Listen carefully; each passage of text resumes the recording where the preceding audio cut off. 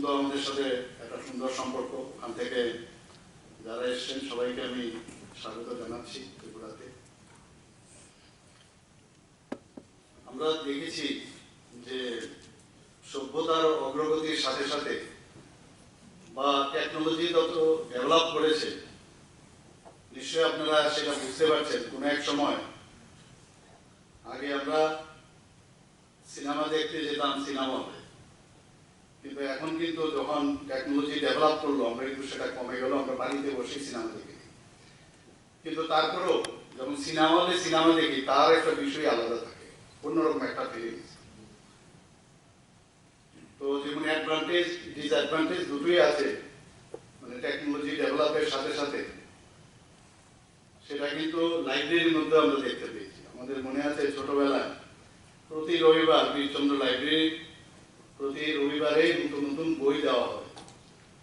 তো ভোরবেলায় এরকম হয় যে 4:30-5টার সময় গিয়ে ওখানে লাইনে দাঁড়িয়েছি, এবং কোনো কারণে যদি লাইন ছেড়ে এবং ঝগড়া হতো, আপনারা বিশ্বাস করবেন কিনা জানি না, আমার বয়সী যারা আছে বা যারা আমার পরেও হয়তো বা সেই সুন্দর দিনগুলো মনে আছে কিনা, ঝগড়া হয়ে যেত আমার ইচ্ছা এখান থেকে সরলো কেন এসব।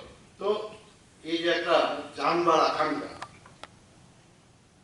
মানে একটা বিশ্বগ্রাসী ক্ষুধার যে একটা বিষয়, সেটা আমাদের মধ্যে কিন্তু সবসময় ছিল, জানার শেষ নেই। আর তখন তো আর ইন্টারনেট এসব ছিল না, লাইব্রেরি আমাদের একমাত্র ভরসা।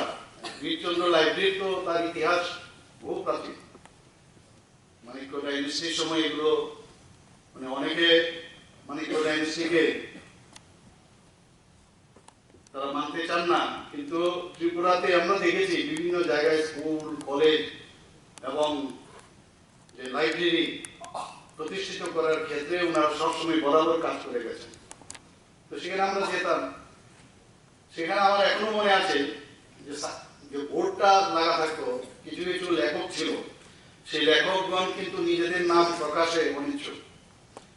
তো এদের ছদ্মনাম আমার এখনো মনে আছে, একটা নাম জরাসিন্ধু, জরাসিন্ধু, কিন্তু আসল নামটা আরেকটা। তো এইরকম আমি একটা উদাহরণ দিলাম। এগুলোর মধ্যে একটা আনন্দ তৃপ্তি, কারণ উনি চান না যে ওনার নামটা প্রকাশ হোক, সমাজের বিভিন্ন বিষয় নিয়ে মানুষের সামনে রাখতে চান, যাতে ওনার নামটা মানুষ না জানুক।